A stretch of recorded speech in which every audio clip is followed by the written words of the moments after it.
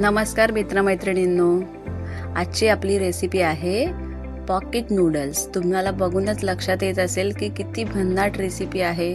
खरंच खूप छान रेसिपी आहे, तुम्ही नक्की ट्राय करून बघा। मी तुम्हाला सांगणार की कशी बनवायची, तुम्ही नीट लक्ष द्या, तुमची सुद्धा खूप छान बनेल ही रेसिपी। पॉकेट्स बनवायचे आहेत आपल्याला। फर्स्ट ऑफ ऑल पॉकेट्स बनवण्यासाठी गव्हाचं पीठ घ्यायचं आहे 2 वाटी। त्याच्यामध्ये थोडीशी जागा करून आपल्याला अजून इन्ग्रेडियंट्स ॲड करायचे आहेत। 2 चमचे दही, अर्धा चमचा मीठ, पिठी साखर अर्धा चमचा, बेकिंग पावडर पाव चमचा, चिमूटभर खायचा सोडा आणि 2 चमचे तेल ॲड करून घ्यायचं आहे आपल्याला। नंतर हे मिश्रण थोडंसं रिॲक्ट करणार आहे। जितकं छान रिॲक्ट करेल तितके आपले पॉकेट्स छान बनणार आहेत। पीठ व्यवस्थित मळून घ्यायचं आहे, जास्त पातळ किंवा जास्त घट्ट पण नाही करायचं आहे। मीडियममध्ये मऊ असं पीठ लावून घ्यायचं आहे आपल्याला, जेणेकरून आपले पॉकेट्स खूप छान बनतील। जितके पॉकेट छान बनतील तुम्हाला खायला खूप मजा येणार आहे। तुम्ही मला माझ्या व्हिडिओमध्ये खूप छान प्रतिसाद दिला, त्याच्याबद्दल खरंच खूप धन्यवाद। आपण आता ते पीठ रेस्ट करायला घेतलं आहे। आपण आता स्टफिंग बनवूया। स्टफिंगसाठी व्हेजिटेबल्स यूज केलेत मी। तुम्हाला आवडत असेल त्यानुसार स्टफिंगमध्ये व्हेजिटेबल्स ॲड करू शकता। तुम्ही पनीर ॲड करू शकता, तुम्ही मशरूम ॲड करू शकता, तुम्ही ब्रोकोली ॲड करू शकता। आणि मी इथे ॲड केलं आहे कांदा, गाजर, कॅप्सिकम आणि कॅबेज। त्याला उभं चिरून घ्यायचं आहे बारीक बारीक। तुमच्या सोयीनुसार तुम्ही नाईफने कट करून घ्या किंवा तुम्ही स्लायसरने कट करून घ्या, जसं तुम्हाला सोपं पडेल तसं तुम्ही ॲड करून घ्या। मी थोडेसे कॉर्न पण ॲड केलेत। कॉर्न मी थोडे ऑलरेडी बॉईल करून घेतलं होतं, आता मी ते कट करून घेते छोट्या छोट्या साईजमध्ये। आता आपल्याला एक पॅन घ्यायचं आहे। पॅनमध्ये तेल गरम करून घेतलं आहे, त्याच्यामध्ये आपण ॲड केलं आहे लसूण आणि आलं लसूण हे थोडंसं जाडसर पाहिजे, तरच ते छान टेस्ट लागतं। आता त्याच्यामध्ये ॲड केलेत व्हेजिटेबल छान आपल्याला सॉर्टे करून घ्यायचे आहेत।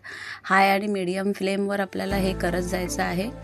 व्हेजिटेबल झाले की आपल्याला ॲड करायचे आहेत कॉर्न थोडेसे सॉर्टे करून घेतल्याच्या नंतर पुढचे आपल्याला जे काही पदार्थ आहेत ते त्याच्यामध्ये टाकायचं आहे। आता मी ॲड केलं आहे कॅबेज। नंतर त्याच्यामध्ये ॲड करणार आहे मी नूडल्स। लहान मुलांना खूप आवडते ही रेसिपी। तुम्ही नूडल्स तुम्हाला नको असेल तर स्किपही करू शकता।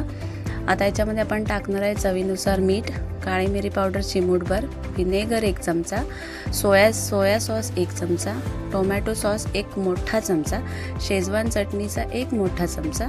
तुम्ही शेजवान चटणी स्किपसुद्धा करू शकता, तरी ही रेसिपी छान बनते, पण त्यांनी जास्त चव येते म्हणून मी ॲड केलं आहे। आता हे छान व्यवस्थित टॉस करून घेऊया हाय फ्लेमवरती।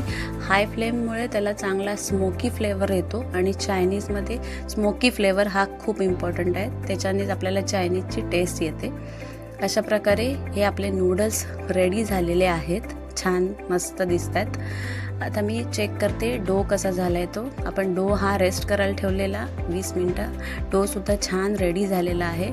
आता आपल्याला पॉकेट्स बनवायचे आहेत। पॉकेटसाठी आपल्याला पिठाचे गोळे करायचे आहेत। चपाती इतके मोठे पण नाही करायचे आणि पुरी इतके छोटे पण नाही करायचे, मीडियम आकाराचे जसे मी दाखवलेत त्याप्रमाणे बनवायचे।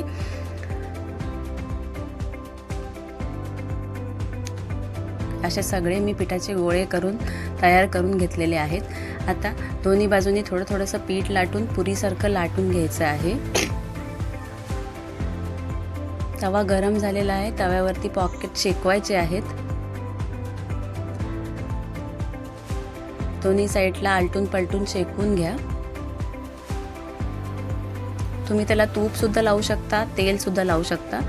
मी त्याला बटर लावले। असं दाबून प्रेस केलं की ते पॉकेट्स थोडेसे फुलतात, म्हणजे आपल्याला ओपन करून त्याच्यामध्ये स्टफिंग करणं खूप इझी होऊन जातं। आता मी याला बटर लावून घेतले। दोन्ही बाजूनी छान बटर लावून घ्या, म्हणजे तुमचे पॉकेट्स मस्तपैकी एकदम माउथ मेल्टिंग बनतील। अशाच प्रकारे बाकीचे जे काय बनवायचे आहेत पॉकेट्स तेही बनवून घेतलेले आहेत मी, तुम्ही बघू शकता।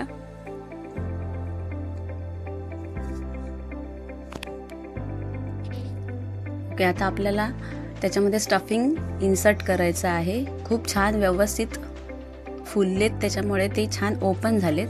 अशा प्रकारे आपण हे स्टफिंग त्याच्यामध्ये ॲड करणार आहे.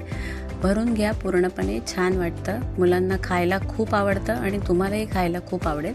तुम्ही किटी पार्टीजमध्ये वगैरे ते यूज करू शकता. आता हे मी चीज सॉसने डेकोरेशन करत आहे. तुम्ही मायोनीज पण यूज करू शकता, टोमॅटो केचप पण यूज करू शकता. कशी वाटली आहे तुम्हाला रेसिपी नक्की कळवा. तुम्ही मागच्या व्हिडिओमध्ये मला खूप छान प्रतिसाद दिलात, त्याच्याबद्दल खरंच खूप मनापासून धन्यवाद.